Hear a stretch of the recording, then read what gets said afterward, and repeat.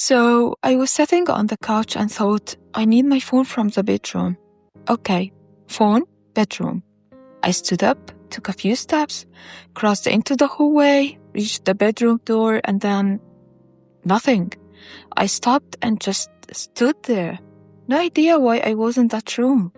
It was like my body arrived, but my thought didn't make it. I waited, stared at the wall a bit, and hoped the thought would come back on its own, but it didn't. And I know the thought was just there, like seconds ago.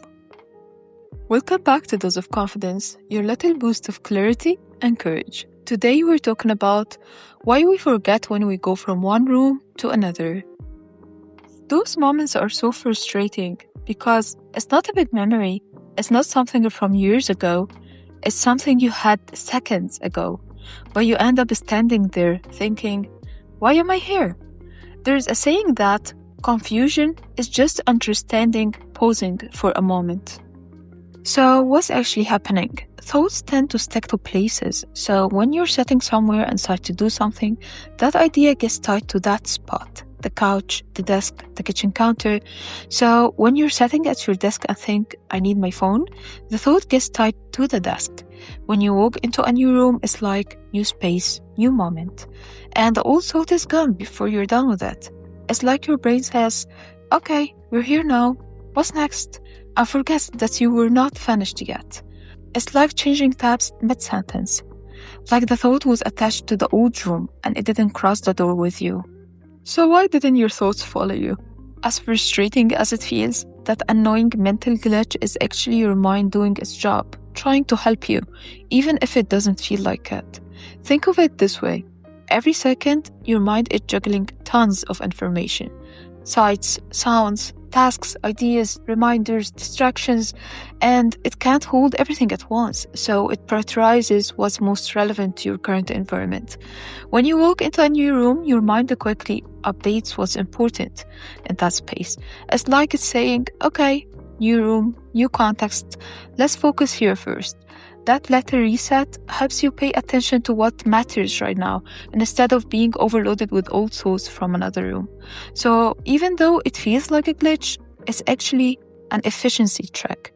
It's your mind keeping you organized, filtering distractions, and making sure your attention goes where it's needed most. In other words, when you forget, it's actually a sign that your mind is working just a little too fast for you to catch.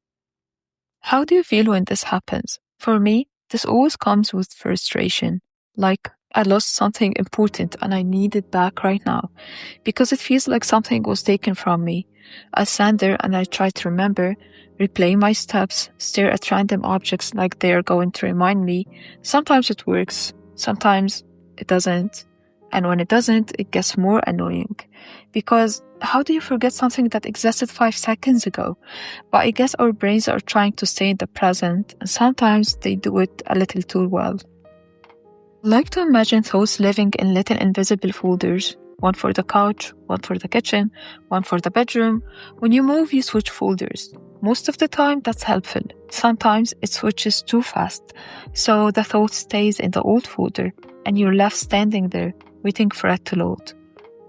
So, can we stop this from happening completely? Probably not, but a few things can help. Sometimes, saying the plan out loud helps, like actually talking to yourself. Other times, walking back to where the thought started helps. You sit down and suddenly, there it is, like the thought was waiting for you. And sometimes, nothing works. And that's when I learned to let it go.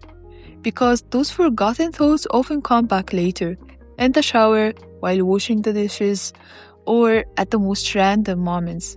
It's like your brain saying, oh hey, you wanted this earlier, right? So don't worry, what's meant to return? Well, not everything needs to be held onto right away. Forgetting something small doesn't mean you're distracted. It just means your brain is doing a lot. Understanding this made me less annoyed when this happens. Now when it happens, I think, doorway moment. I try a couple of these tricks, and if they don't work, I let it go. If it's important, it will come back later.